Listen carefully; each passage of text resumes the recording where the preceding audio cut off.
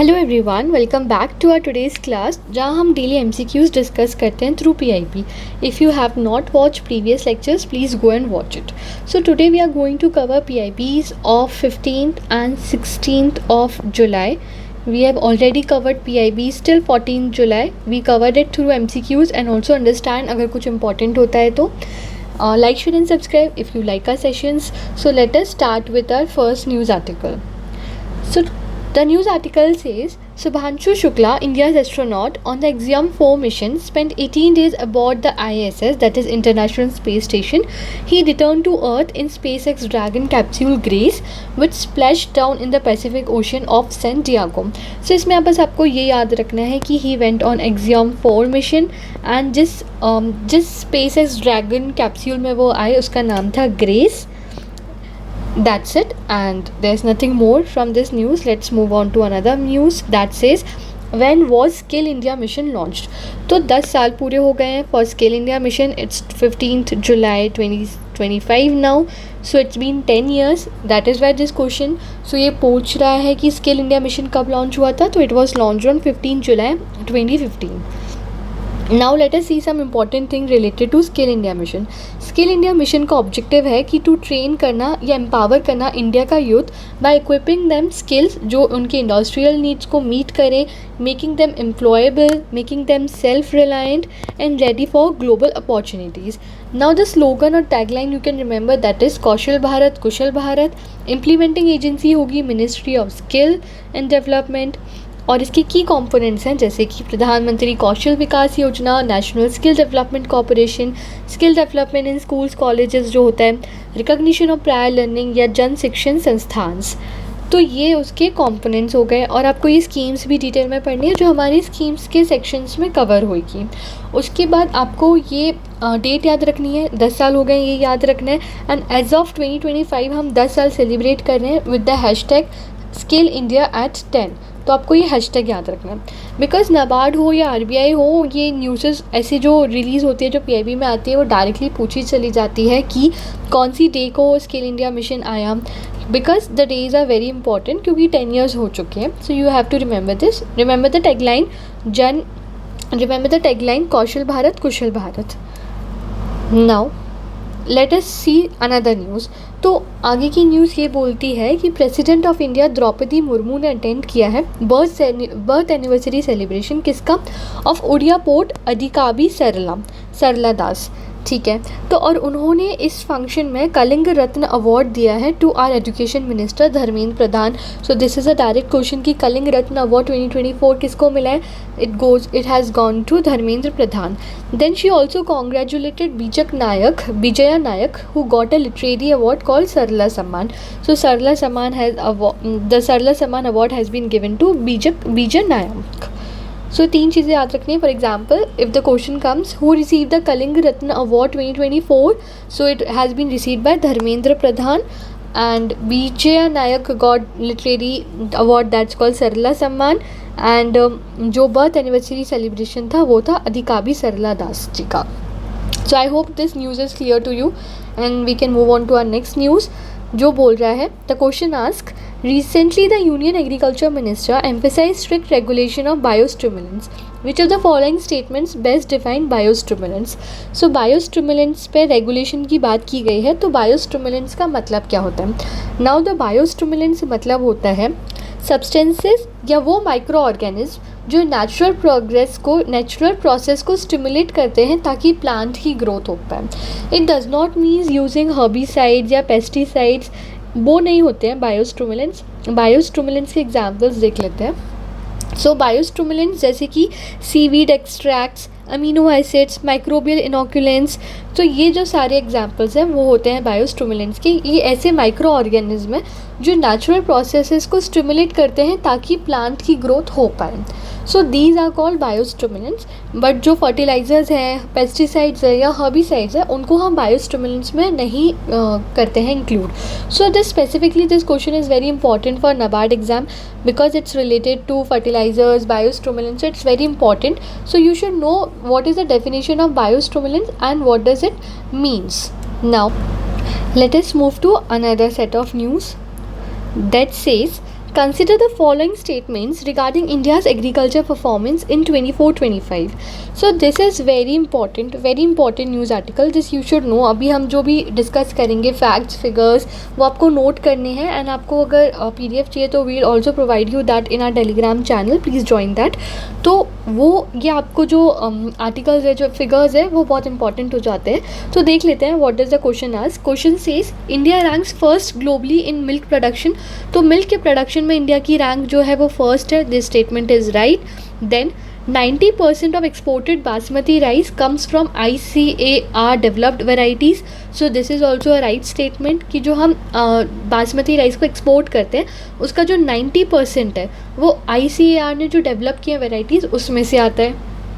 Then ICAR released 27 biofortified varieties in 24-25. ये statement भी सही है. Then India ranks first globally in fish production. So this is wrong because India ranks second. So you have to remember कि हमारी क्या rank है किस चीज़ के प्रोडक्शन में. So let us see now in detail what has happened. तो 16 जुलाई 2025 को 97th foundation day of ICAR में जो है बहुत सारी चीज़ें बताई गई और डॉक्यूमेंट्स रिलीज़ किए गए. It had happened in new Delhi. अब क्या एग्रीकल्चर से रिलेटेड डेटा आया है वो हमको समझना है और याद रखना है. That's important for our exam. Now total food grain का output is 353.95 million tons. Rice में हमारा आउटपुट है 149 मिलियन टन्स एंड हमारी रैंक है first.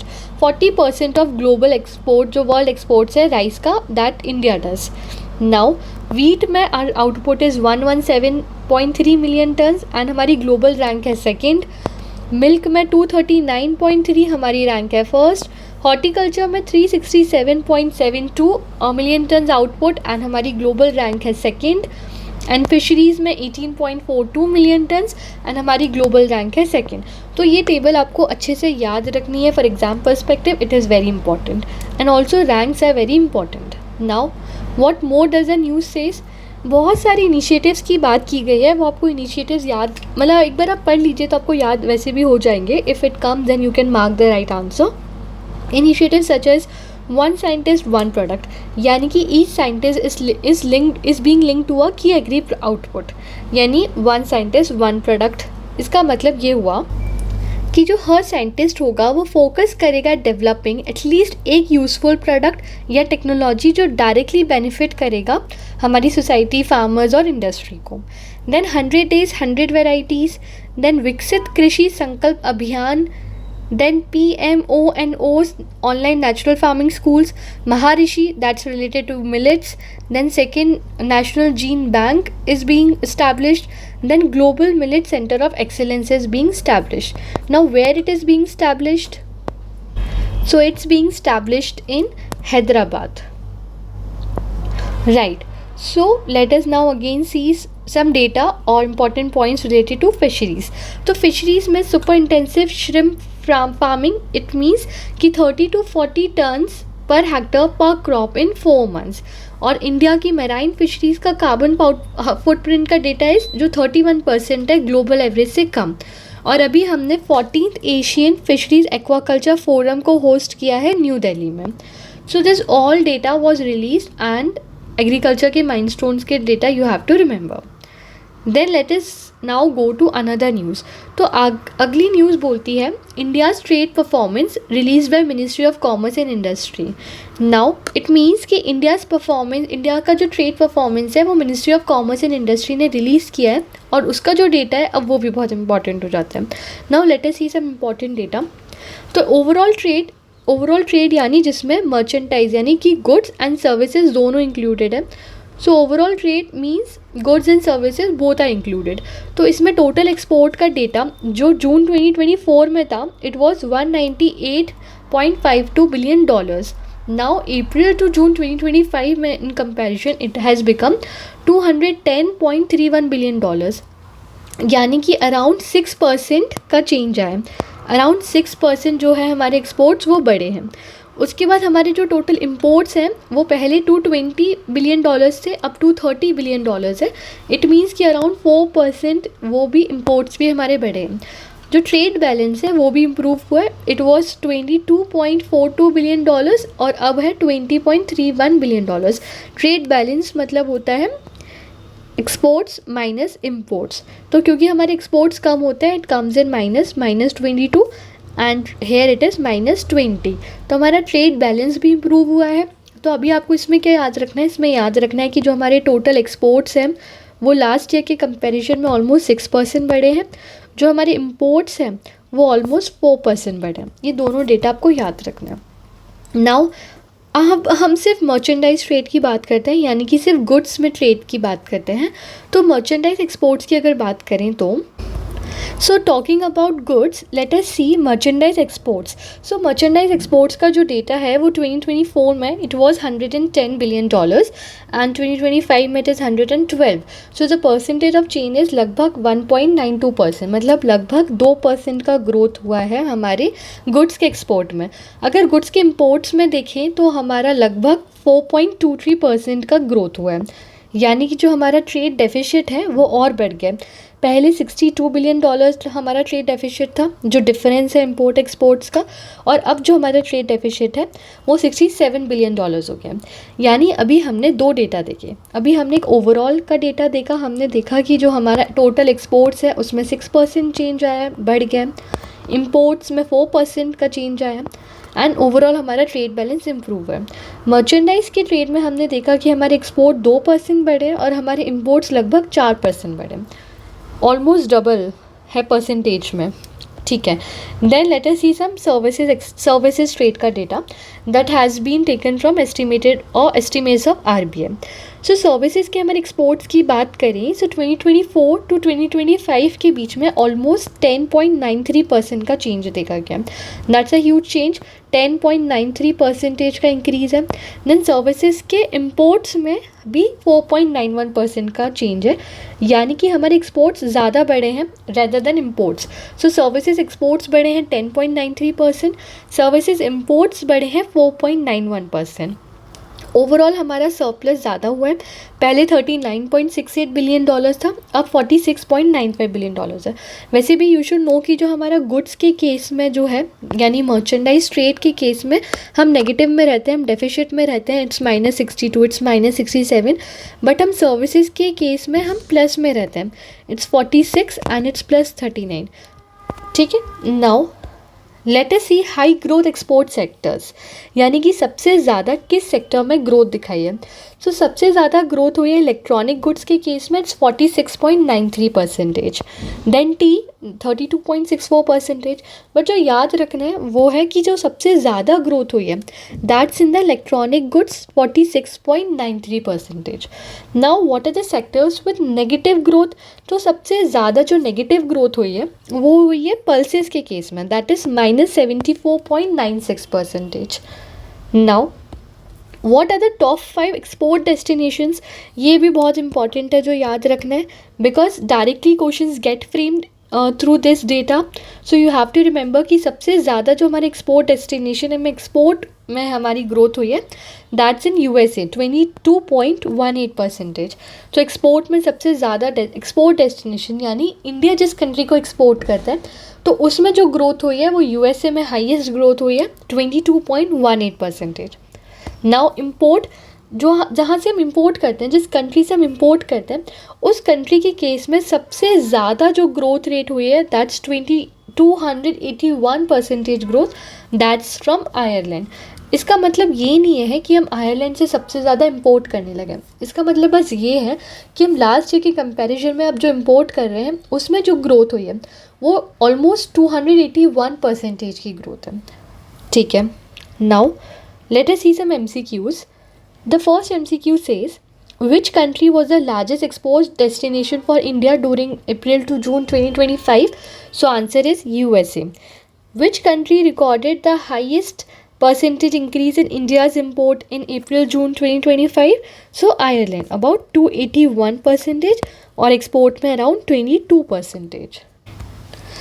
Now let's move on to our next set of MCQs that says, what was the percentage increase in export of electronic goods. सबसे ज़्यादा electronic goods के case में increase देखा गया and that is around 46%.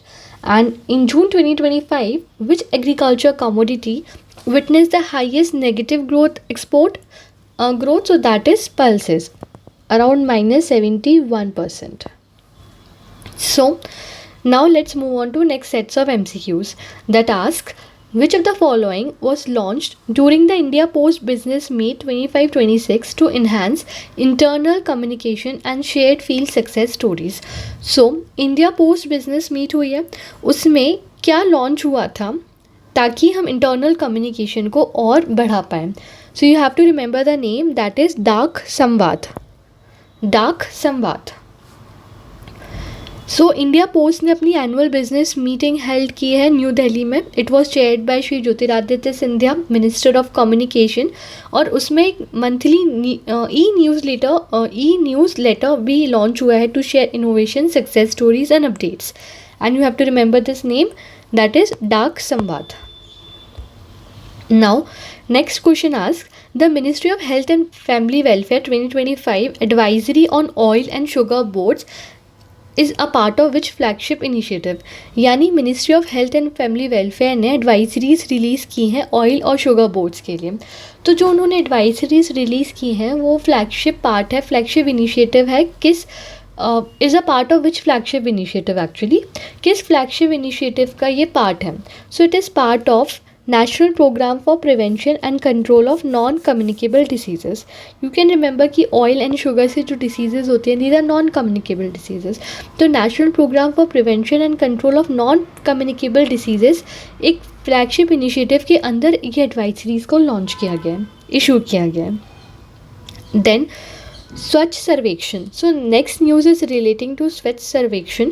तो स्वच्छ सर्वेक्षण की इंपॉर्टेंट इन्फॉर्मेशन इसमें दी गई है.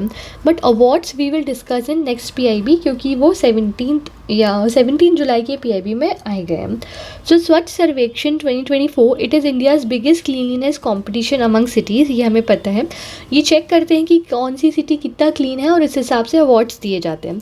This is the 9th time. 2025 is the 9th time की अवार्ड्स हो रहे हैं. 2016 से अवार्ड्स होते आ रहे हैं. सो प्रेसिडेंट द्रौपदी मुर्मू ने अवार्ड्स दिए हैं 17 जुलाई को. So of 17 July PIB we will discuss the award names. 78 awards were given in total and more than 14 crore people took part in the survey. Now let us see कि क्या categories होती हैं और क्या basics हैं. So for the first time cities were divided by population size. तो पहली बार cities को population size के basis पर divide किया गया है स्वच्छ सर्वेक्षण में.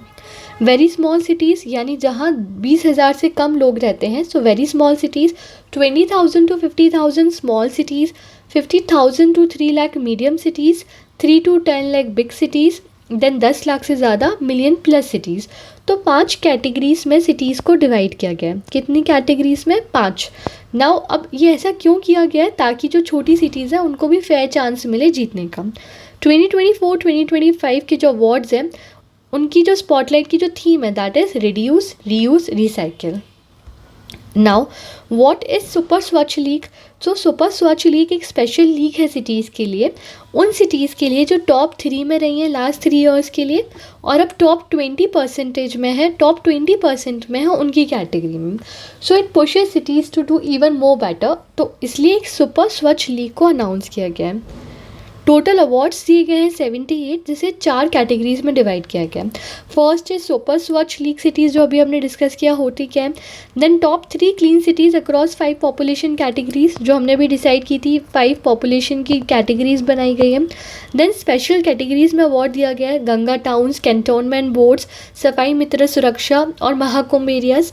उसके बाद स्टेट लेवल अवार्ड्स भी दिए गए हैं. अब ये अवार्ड्स की लिस्ट जो है वो हम 17 जुलाई की PIB में डिस्कस करेंगे.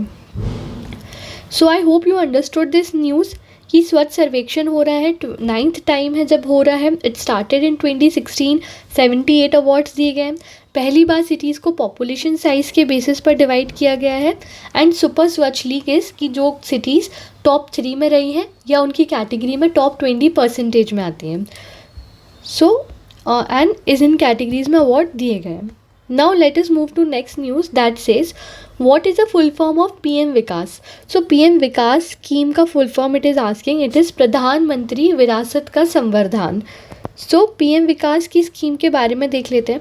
पीएम विकास स्कीम जो है वो मिनिस्ट्री ऑफ माइनॉरिटी अफेयर्स ने लॉन्च की है, जिसका एम है कि जो हम माइनॉरिटी कम्युनिटीज़ हैं उनको हम सोशल एंड इकोनॉमिकली अपलिफ्ट कर पाएँ। यानी कि जो इंडिया की 6 नोटिफाइड माइनॉरिटी कमिटीज़ हैं, that are Muslim, Christian, Sikh, Buddhist, Jainism and Parsis, उनको हम सोशली एंड इकोनॉमिकली अपलिफ्टमेंट दे पाएँ, इसलिए पीएम विकास स्कीम को अनाउंस किया गया था।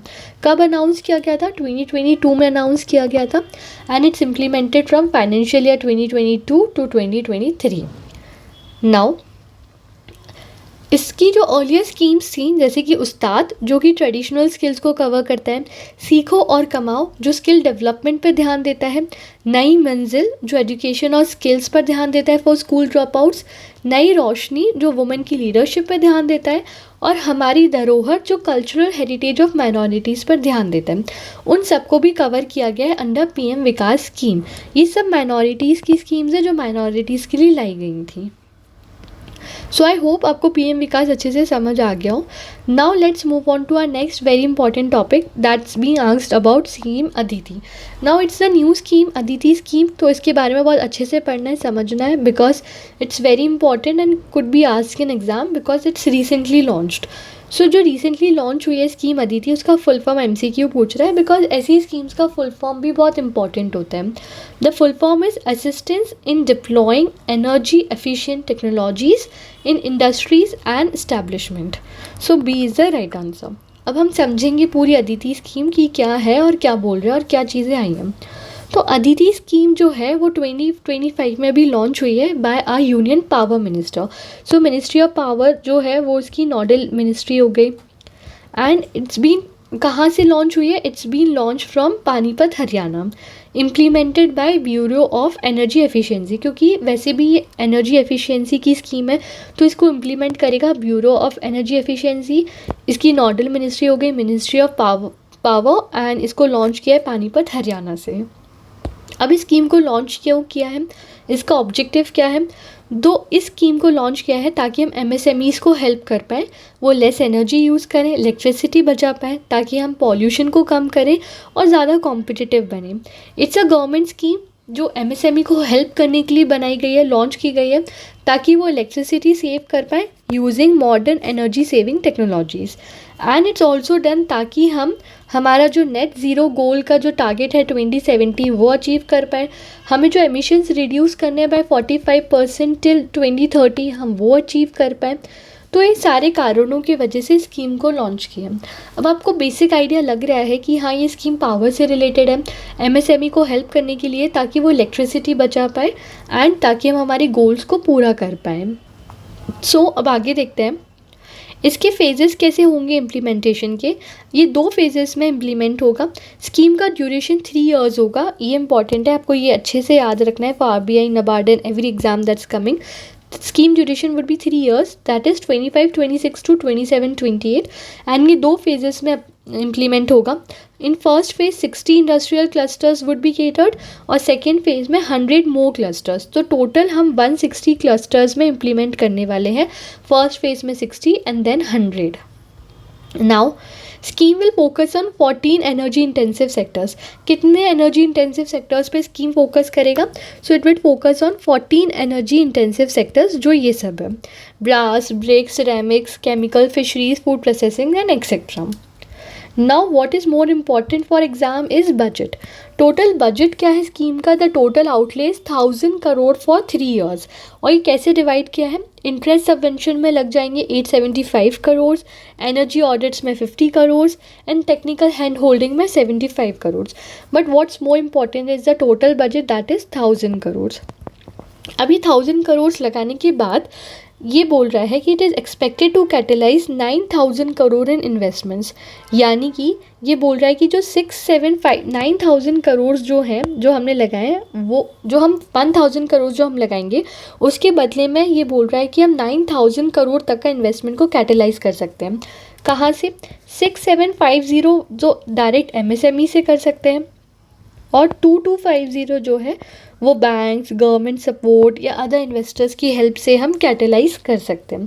1000 करोड़ भी गवर्नमेंट वुड इन्वेस्ट और 9000 करोड़ बदले में it is expected to catalyse. Now अब जो इंटरेस्ट सबवेंशन में 875 करोड़ जाने वाले हैं, सो दैट इज़ 5% हम इंटरेस्ट सबवेंशन देंगे माइक्रो एंड स्मॉल इंटरप्राइजेस के लिए, एंड 3% इंटरेस्ट सबवेंशन होगा मीडियम के लिए. So this is very important, आपको फाइनेंशियल सपोर्ट याद रखना है, 5% and 3%. Then let us also study about BEE, जो अभी हमने पढ़ा, ब्यूरो ऑफ एनर्जी एफिशिएंसी, जो इम्प्लीमेंट करने वाला है. So it was set up in the year 2002 यानी 2002 under ministry of power, and इसका रोल ही ये है कि वो एनर्जी को सेव करे और एनर्जी के यूज़ को कम करे. The legal basis of BEE is energy conservation act of 2001. उसके बाद हमने इस्टेब्लिश किया bureau of energy efficiency. So I hope the scheme is very clear to you. Let me revise you once again. हम Aditi scheme पढ़ रहे थे, हमने full form देखा, कहाँ से लॉन्च हुई है, इम्प्लीमेंट कर रहा है BEE. देन ये इसका एम देखा हमने कि MSME को हमें इलेक्ट्रिसिटी को सेव करना है. देन 2 क्लस्टर्स में इम्प्लीमेंट कर रहे हैं, 60 then 100 clusters, duration is 3 years. 14 की इंटेंसिव सेक्टर्स में हम फोकस करने वाले हैं. बजट वुड भी 1000 करोड़, जिसके लिए मतलब जिसके 1000 करोड़ लगा के जो हमें वापस एक्सपेक्टेड रिटर्न है जो हम कैटेलाइज करने वाले हैं वुड भी 9000 करोड़, जो कि 6750 डायरेक्टली MSME से आएगा और 2250 बैंक, गवर्नमेंट सपोर्ट और इन सब से आएगा. Then interest subvention is 5% for medium, 5% for micro and small and 3% for medium. Okay, now let's see some other questions. The Statathon, the data energy towards Viksit Bharat is launched by whom? So Statathon हुई है और data towards Viksit Bharat, इसे लॉन्च किया national statistical office ने. Now the next important news is ministry of statistics and programme implementation ने periodic labour force survey के monthly bulletin को रिलीज़ किया है जून 2025 में. तो उसमें बहुत इंपॉर्टेंट डेटा आया है कि लेबर फोर्स पार्टिसिपेशन रेट क्या रहा है, वर्कर फोर्स पार्टिसिपेशन रेट क्या रहा है, एंड अनएम्प्लॉयमेंट रेट क्या रहा है. तो वो याद रखना है, ये डेटा बहुत इंपॉर्टेंट है, इसे हम डिटेल में भी पढ़ेंगे. सो इस टेबल को अभी स्किप करते हुए वापस आएंगे, पर अभी हम जो नीचे का डेटा है वो पढ़ते हैं. एक बार याद रखनी है कि हम 3 डेटा पढ़ने वाले हैं. एक है लेबर फोर्स पार्टिसिपेशन रेट, फिर वर्कर पॉपुलेशन रेशो और third is unemployment ratio. So first we are studying labour force participation rate. अब लेबर फोर्स पार्टिसिपेशन रेट होता क्या है? इसका मतलब हुआ वो परसेंटेज पॉपुलेशन का जो 15 ईयर्स से ज़्यादा का है, जो या तो वर्क कर रहा है या एक्टिवली वर्क देख रहा है यानी ढूंढ रहा है. सो वो जो परसेंटेज होगा पॉपुलेशन का, उसको हम बोलेंगे लेबर फोर्स पार्टिसिपेशन रेट. तो labour force participation rate overall जो है वो 54.2% है जून में. Then rural labour force participation rate is around 56%, urban is around 50%, male में रूरल में it is around 78%, male urban is 75%, rural के फीमेल का जो रेट है दैट इज़ अराउंड 35%. यानी कि ओवरऑल जो हमारा पॉपुलेशन है उसमें कितने लोग हैं 15 साल के ऊपर के जो एक्चुअली काम कर रहे हैं, ऑल्सो काम ढूंढ रहे हैं. सो वो रेशो है, वो परसेंटेज है सिर्फ 54%, राइट. एंड रूरल में द रेट इज़ 56%, अर्बन में वो रेट 50% है, और भी कम है. मेल में रूरल में इट इज़ 78% एंड अर्बन में इट इज़ 75%. यानी अगर क्वेश्चन आता है कि male labour force participation rate rural is more than that of male labour force participation rate urban, so that statement would be right.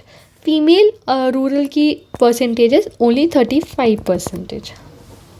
Now the second जो ratio हम पढ़ने वाले हैं वो है वर्कर पॉपुलेशन रेशो. अब वर्कर पॉपुलेशन रेशो वो ratio है, वो परसेंटेज है लोगों का जो मोर देन 15 ईयर्स है जो एक्चुअली वर्क कर रहे हैं. इसमें हम उन लोगों को इंक्लूड नहीं करते हैं जो एक्चुअली काम ढूंढ रहे हैं या किसी और इकोनॉमिक एक्टिविटी में इंगेज्ड हैं. सिर्फ हम उन लोगों को इंक्लूड करते हैं जो एक्चुअली वर्क कर रहे हैं. So overall working population ratio is 51.2%. Rural में it is around 53%, urban में it is 46%. Female rural it's 33%, female urban is 22%. Overall female working population ratio है 30.2%. यानी ओवरऑल जो रेशो है वर्किंग पॉपुलेशन रेशो वो है 51%, रूरल का 53%, अर्बन का 46%, फिर हम फीमेल का पढ़ेंगे 30%, जिसमें कि रूरल में है 33% और अर्बन में है सिर्फ 22%। आप अप्रॉक्स से याद रख लीजिए, क्योंकि अगर क्वेश्चन में आता है कि क्या रूरल में फीमेल का वर्किंग पॉपुलेशन रेशियो ज़्यादा है अर्बन से, तो that statement would B correct. आप ऐसे क्वेश्चन इससे कर सकते हो। अब थर्ड रेशो है अनएम्प्लॉयमेंट रेशो। अनएम्प्लॉयमेंट रेशो यानी वो लोग जो 15 ईयर से ऊपर हैं, जो एम्प्लॉयड नहीं है बट वो काम ढूंढ रहे हैं।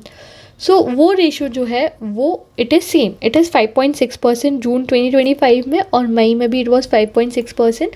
हालांकि हम कंपेयर नहीं कर रहे हैं, हम बस जून का पढ़ रहे हैं। सो आपको याद रखना इट इज़ 5.6%। अब हम उस टेबल पर वापस आते हैं। Yes, so now it would be easy to understand. Labour force participation rate अगर हम सिर्फ जून का देखें 54%, वर्कर पॉपुलेशन रेट 51% और अनएम्प्लॉयमेंट रेट होगा 5.6%। Now let us see some MCQs. What was the overall labor force participation rate in June 2025? तो वो था around 54%, 54.2%।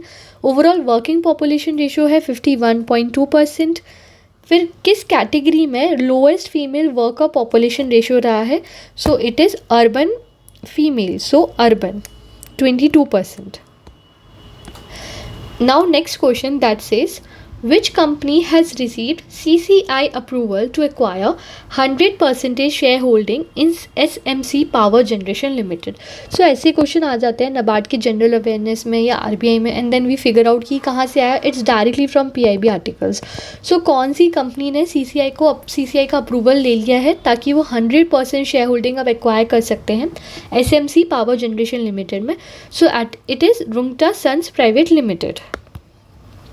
Now, next question says, the Cabinet Committee on Economic Affairs recently approved an exemption for NLCIL to invest 7,000 crores in which of the following subsidiaries?